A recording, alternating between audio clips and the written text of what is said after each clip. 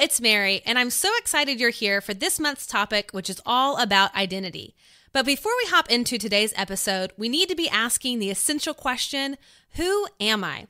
This month we'll explore the ins and outs of what makes us us, and I'll help you come back home to your authentic self. Welcome to the Living Fully Alive podcast with Mary Hyatt, here to help you find your authentic voice, learn how to love yourself, and embrace your life. And now, your host, life and mindset coach, body love advocate, and doTERRA Presidential Diamond, Mary Hyatt. Hey y'all, it's Mary Hyatt, and welcome to the Living Fully Alive show. Oh my gosh, I'm so excited to be here because I'm not sitting alone. I am here with one of my very, very favorite people, Lindsley Brooks, as my co-host today. How you doing? Hello, everyone, and hello, Mary. Oh my goodness. This is our first interview that we're doing together. And it's a good one today. Oh my God. It's not just us. We actually have a very special guest today, Kate Pintor. And I'm going to tell you a little bit about Kate, but before I do that, I want to remind you that this month's theme is all centered around identity. Hopefully you have caught last week's episode where Lindsley and I have a beautiful, candid conversation about identity, and we wrestle with what that looks like and who we are as women and growing up in the South, and we've both been through divorces. And so if you haven't checked out that episode, rewind, go back and check that one out, of course. And we're going to dive even deeper into this topic today with Kate. And let me just tell you a little bit about her, because she is a woman that if you have never followed her or know who she is, I know you're going to be rushing to your computer, rushing to your phone to figure out more about who she is and what she has to offer, because she is a pretty amazing woman. So Kate has over 17 years of transformational leadership training under her belt, dual coaching certifications in strength, strategy, and awake coaching. Kate brings the clarity and creativity necessary for relationship business owners to catapult to their next level by embracing their strengths and weaknesses and developing their resilience. Having spent over 10,000 hours coaching individuals and teams, Kate activates men and women leaders to climb out of their own wheelchairs to six figures, just as she did in only 4 years. Her passion stems from her own story of transformation from disability at the highest pain on the McGill Index to thriving entrepreneur. She brings a unique perspective, humor, and urgency to the personal development journey. Real truth, real change. Welcome to the show, Kate. We're so happy to have you here. Thank you so much. This is going to be a fun show because we are going to dive into our strengths, our weaknesses, how that relates to what makes us us, and how we can, really dive into embracing that. But we want to get to know you a little bit better. Yeah. So I was telling Mary earlier when I was reading your bio and everything, that phrase from wheelchair into top achiever, I'm so curious to kind of know, how did you get into what you're doing now, and kind of tell us a little bit about your background and your story. Oh, for sure.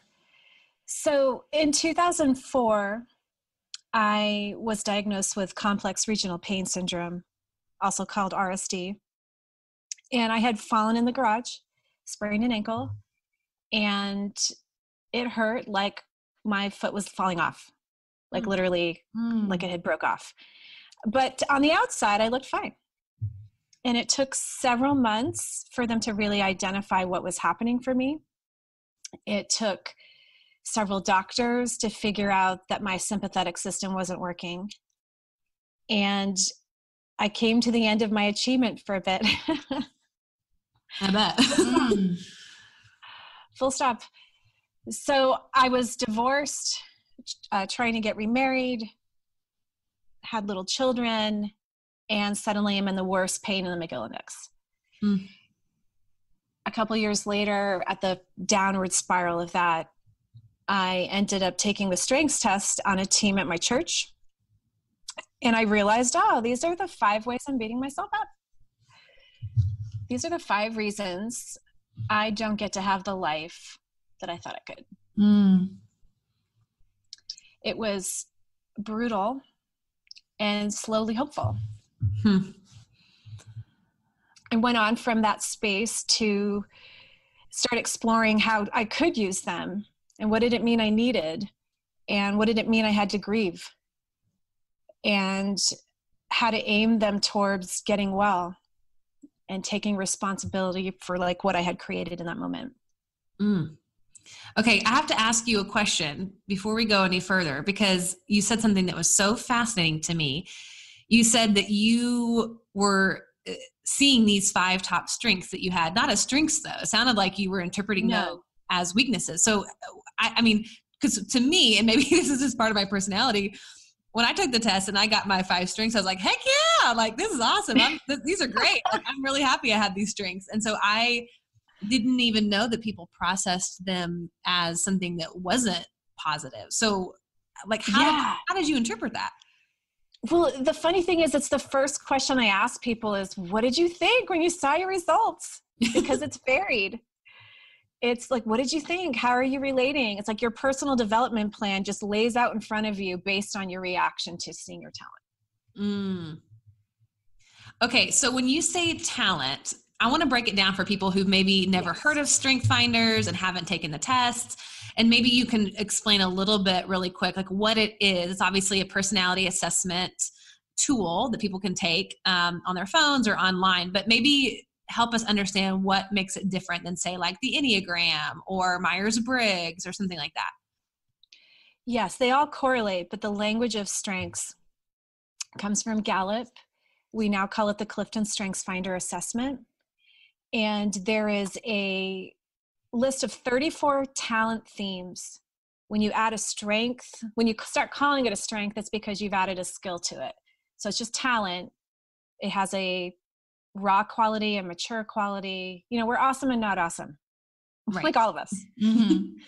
So there's, you know, the process of learning about these after you take the assessment, which is only $19.99 for your top 5. I do recommend unlocking the rest of it, because you're using more than your top 5. And I look at them like your board of directors. Like you have a team in your head, it's interpreting your world, and you need to turn them into something that's cohesive and understand where your stories are coming from. What do you need to move forward? What does your not awesome look like? And stop judging it and get curious about others. So that's the way that I use it. I sort of personify them and, you know, turn them into little humans. I love that. It's like the inner voice inside of it. But I like what you were saying, Mary, because when we both took the quiz, we look at ours and I'm like, oh my gosh, that is so me. And I didn't even think about it being a negative, but I can see what she's saying with the whole, like, if you don't really know or haven't really embraced these aspects of yourself, how it would be, you could use it against you. So that kind of sounds like what you were doing, Kate, with the just up until then, you didn't even realize how it was sabotaging you. For sure. I didn't know what my sabotage pattern was at that moment. So the context when people are taking it is really, really important.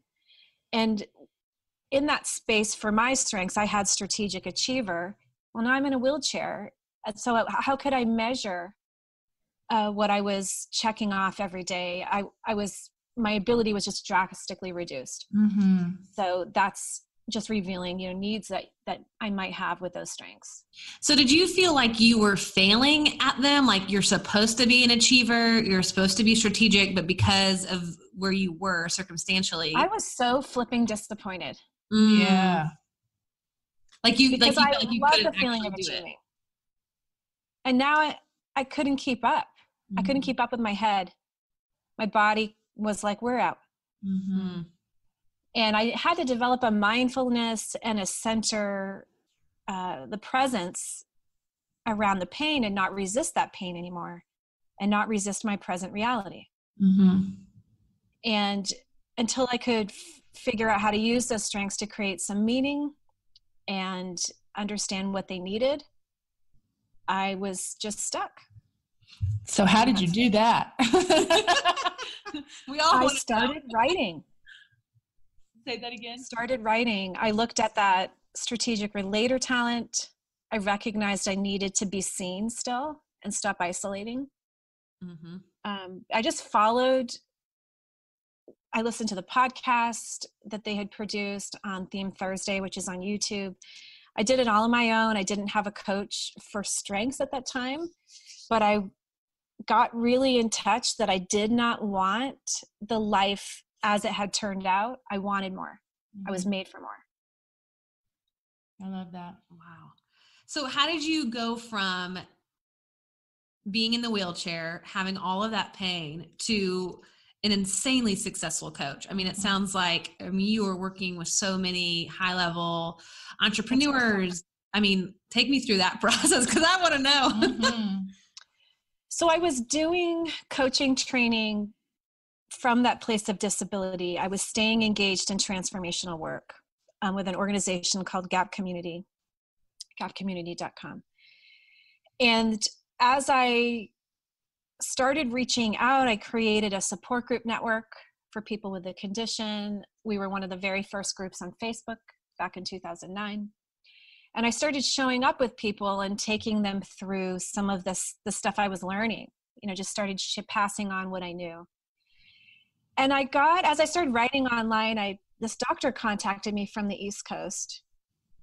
And this is one of those like universe, God moments. He's like, hey, do you want juice? And I'm like, sure, juice is great. What exactly does that mean? He flew out here and met me at a Jamba Juice and wrote on a napkin, I think this is what's happening in your body on a cellular level. Whoa. I'm like, connectedness high. Wow. Like somebody dropped out of the sky and saw me. And he trained a doctor to give me these ketamine infusions in Sacramento. And I did it. And I did more than 27 or 30 of them in 2013. And I went into remission.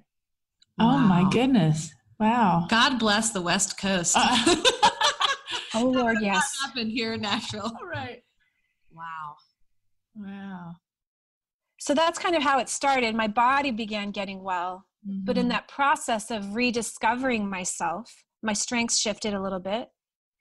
And I knew what I had learned about taking ownership of my life, understanding my triggers, letting go of these old identities. And instead of resisting who I didn't want to be seen as, I had to create a new vision of what is the mark I want to leave here. Mm-hmm. Because now I have this time I didn't have, and all of this energy, because you made me sit down. You made an achiever sit down in a wheelchair for 10 years. Mm-hmm. You got to aim that somewhere. Mm-hmm.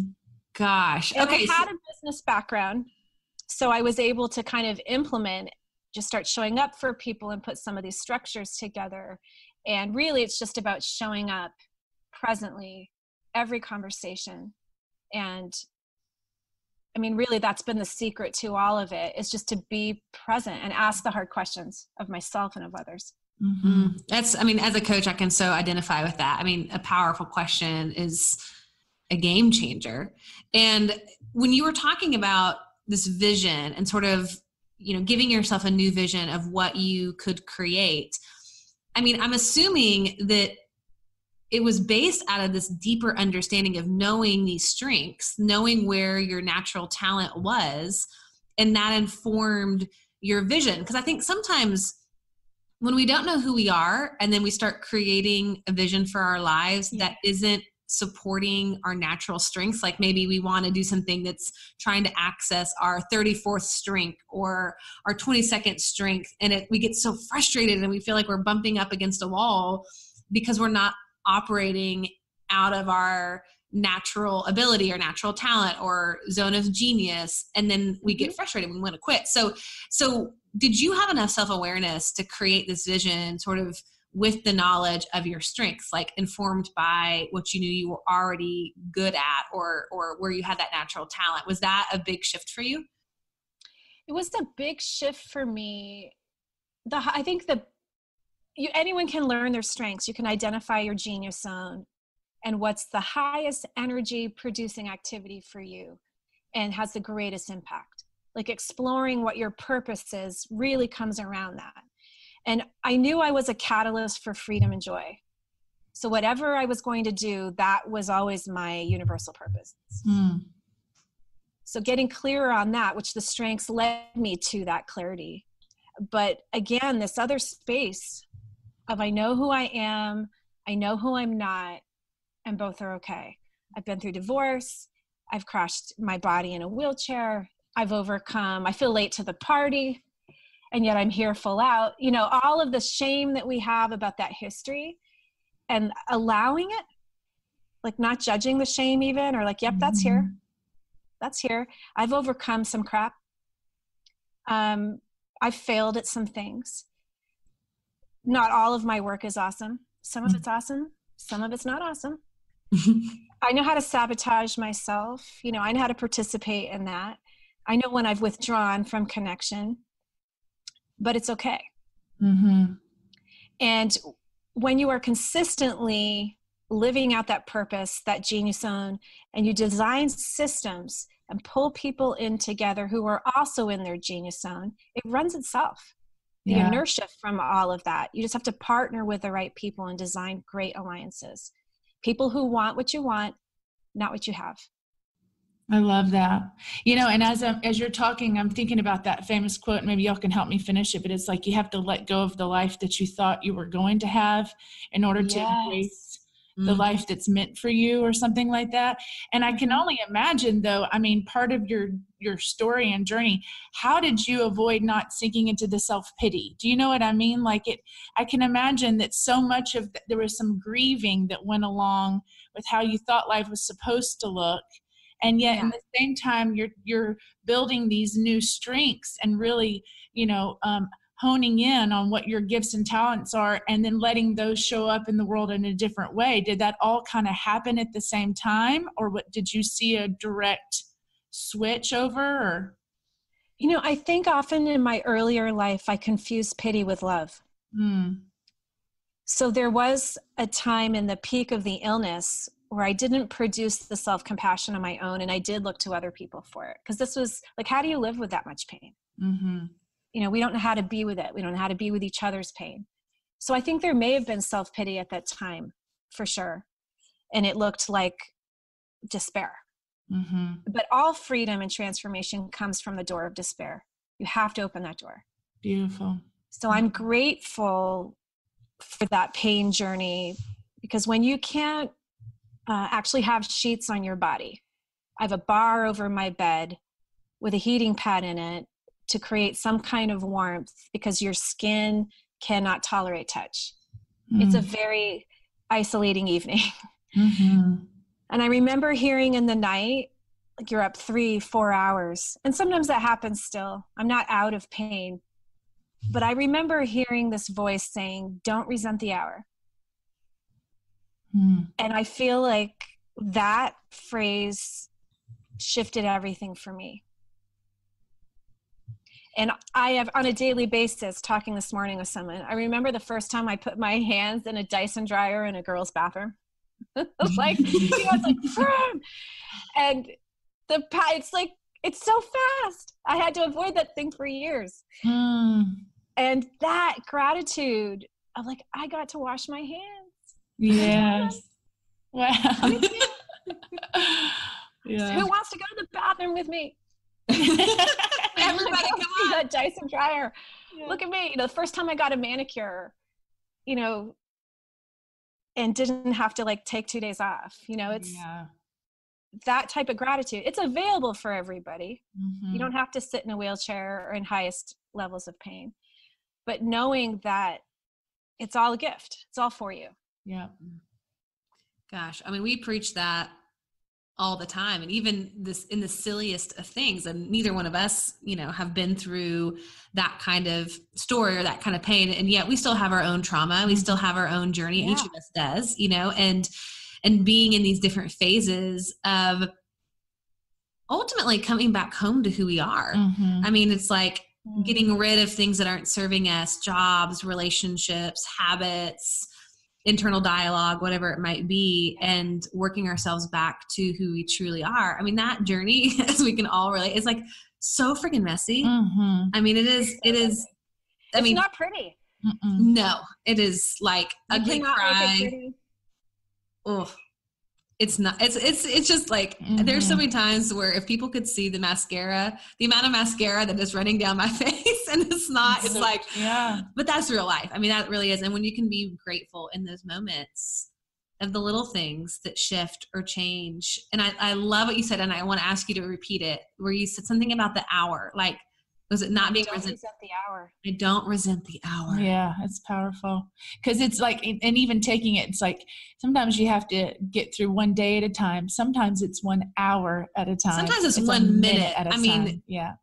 Good Lord. I mean, sometimes it truly is 1 minute. And it does build an empathy in you for like the human suffering and another, and also when it starts building a resilience within yourself too, to say, I don't have to actually put up with the things in my life that I don't want to have to put up with, or it's not required of me.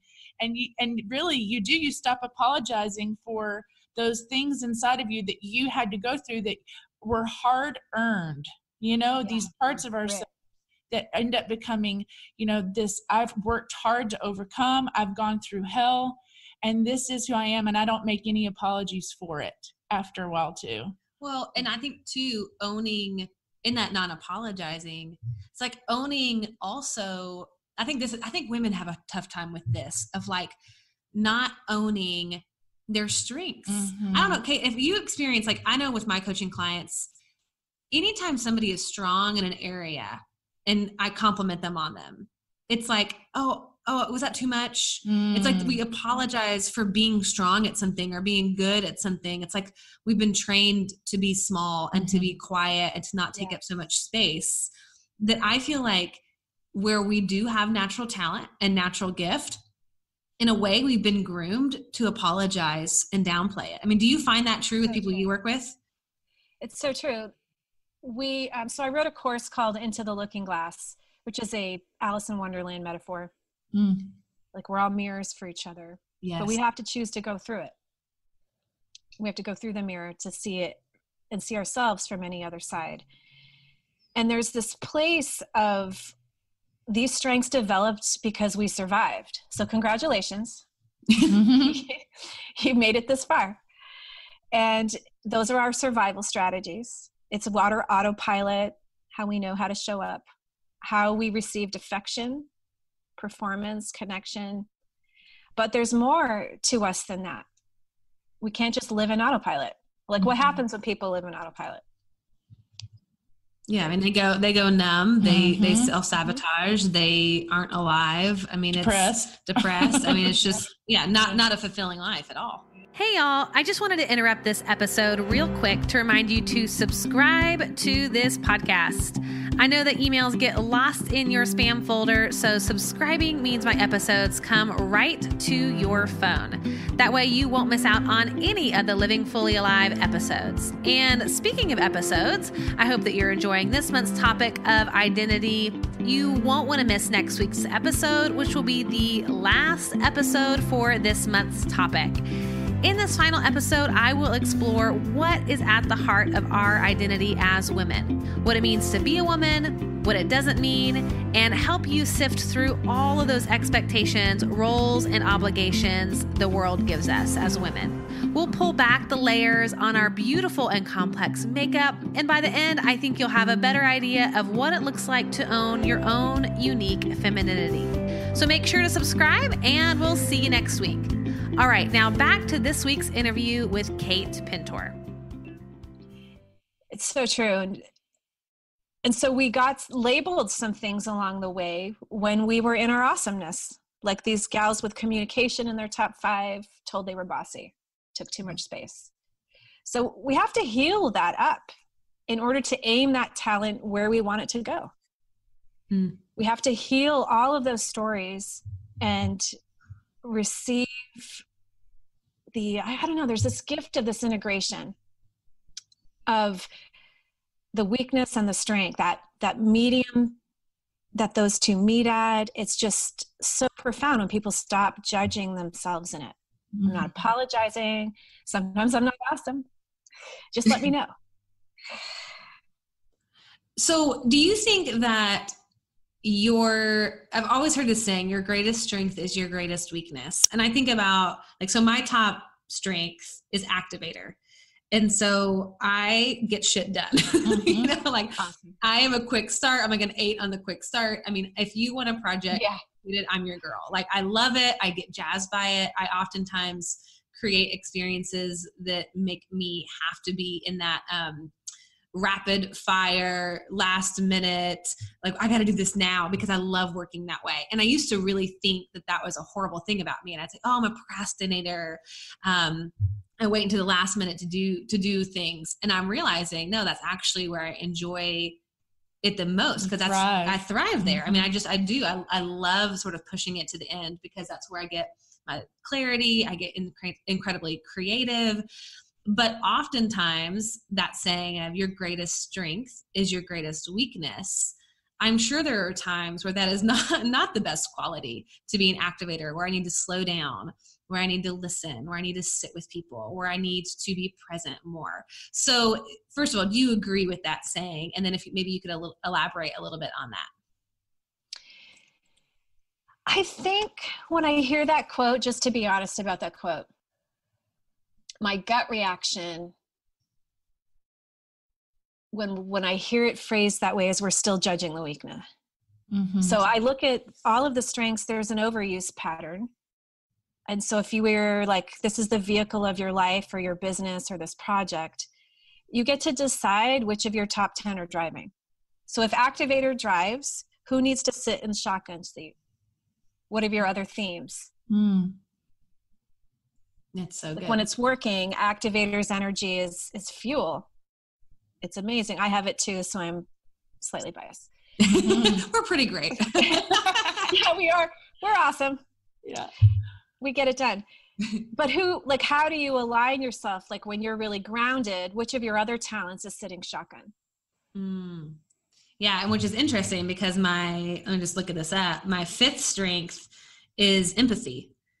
And oftentimes that it's interesting, because as a coach, I have to bring that on often. And as a friend, I have to bring that up, be empathy. And Lindsley, that's my first one. Your number 1 is empathy. Yeah. So then how, because what I hear you guys saying is maybe this is a negative term, but just that there's a shadow side to every part of it. It's if I, when we're little and you see a little girl running around kind of ooh, she's got leadership skills. And as she gets older, she's told she's a bitch. You know what I mean? Exactly. So that is fascinating to think about how do we heal the judgments and what we have ended up calling bad, or the shaming side of these things that are also, but when they're in health, is what I hear you saying, Kate, is when they're in health and when they're operating in a positive way, then it can actually be an asset and get us and be a vehicle towards what we want to achieve. Is that what I hear you saying? Absolutely.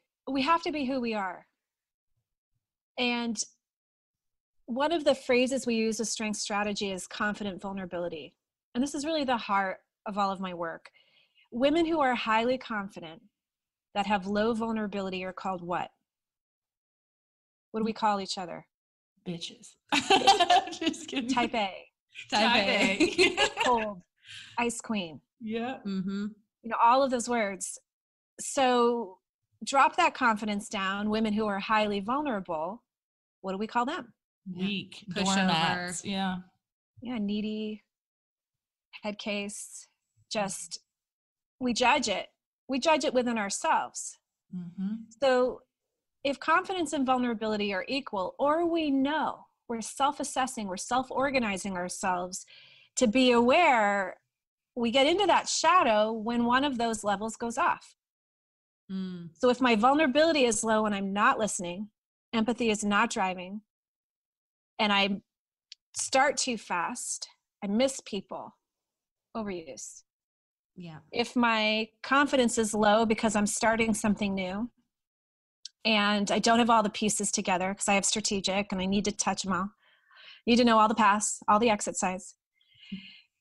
And my vulnerability is high, then I might hold back. Mm-hmm. I might not connect. I might withdraw. All of the themes look different in vulnerability. all of them look different in confidence. But when women are able, or men, to assess themselves and their energy level, what connection is available, what trust is available, they can really create magical teams, interdependent teams, and have an interdependent board of directors in their head, because they're gauging and aiming with such control and release. So for somebody who is listening, who maybe is a stay-at-home mom and is not in a situation where she has a team of people that she's working with, and maybe, she's just sort of hanging out with her kids and really feels just so fulfilled in that purpose, how would understanding these strengths within herself benefit and make her life better? Well, the first thing I have people do is journal the tensions, the frustrations, the longings, because all of the unmet needs in there, we can track back to this data. And it gives her a language to get her needs met and to understand and be more curious about others, her kids, releasing them and helping them be who they are. And because there's full fulfillment available for each person. I really do believe that. But it's this language that is so helpful. And we use this work in families all the time. I just did a 4-generation dinner in Virginia last month. And we had everyone take the strengths test. Their 81-year-old mother took it, and the 24-year-old granddaughter, all the way down. It's awesome. And we sat in the garden with wine and appetizers and got so raw and real about the expectations they had of each other, which is premeditated resentments, and what they wanted, and appreciating their differences. And then the grandmother was able to give a blessing. This is all I want you all to know. This is how I want to describe myself to you, what my vision was. And it was all because of this strengths conversation. It gave us a way to sit together. Gosh. I mean, that generational healing. Beautiful. Yeah, I was going to say, I mean, the healing that must have occurred. Yeah. I mean, I think the gift of this is being able to appreciate in each other these differences, because I think one of the unspoken parts of society is that we value certain strengths over others. We expect everybody to sort of operate in the same way. And when, think about children and stand in line and do this way and sit in your chair, and we're taught one way to take a test, and all of these different things that don't take into account our unique gifts and strengths and talents. And so, we've all had buried resentments towards somebody else's characteristics and strengths because we feel like they should be a different way. And to me, the healing of this is like learning to appreciate the differences that we're all so uniquely created and can offer like something so valuable to one another, because what I can't see, you can see. And where I am, struggling, like I am not strategic. That's one of my low ones. I mean, trying to come up with a plan and see framework of situations, forget it. Follow through, I suck at it, and I so appreciate people who have those gifts and those strengths. It's like, oh God, thank you. Like, please come help me, because that's not something that I'm gifted in. And it's really like a way to appreciate each other, I think. Yeah. And you know what is coming up for me is just realizing, because I have this innate need to like almost fix myself all the time, especially in this like self-improvement and self-growth industry that we're all in. It's like, I got to be better. I need to show up this way.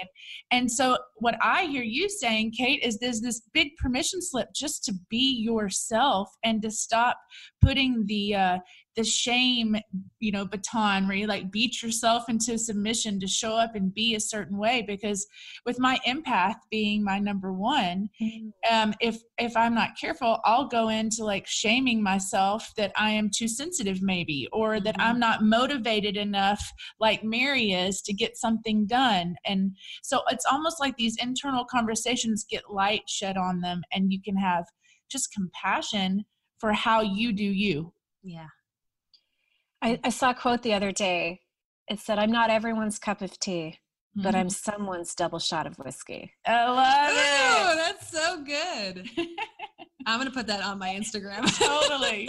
It's, if you go to Coach Kate Pintor, it might be in my story, but I have to repost it from Facebook, I think. It's Helena Bottom Cotter is the image, but I don't know that she said it, but she's the image.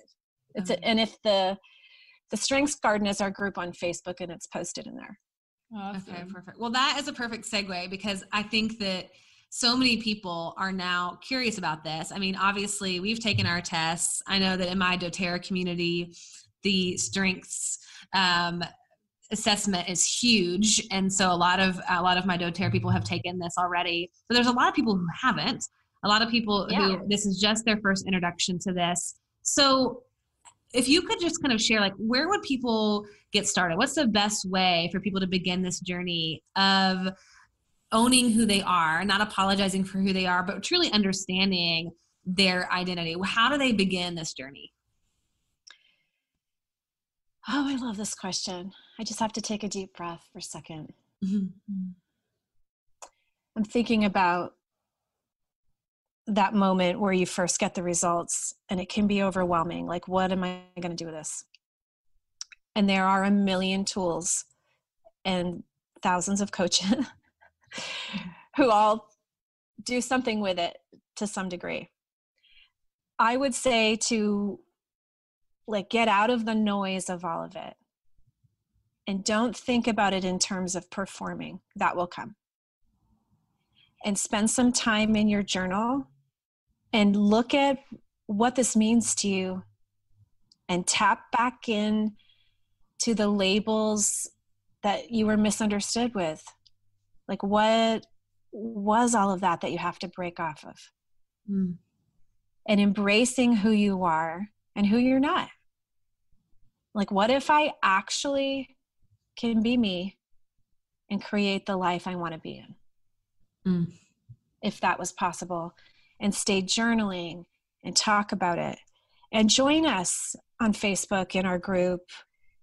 And we will walk you through to get more information and get specific. But beginning out, just embrace yourself. Just embrace who you are. You are enough.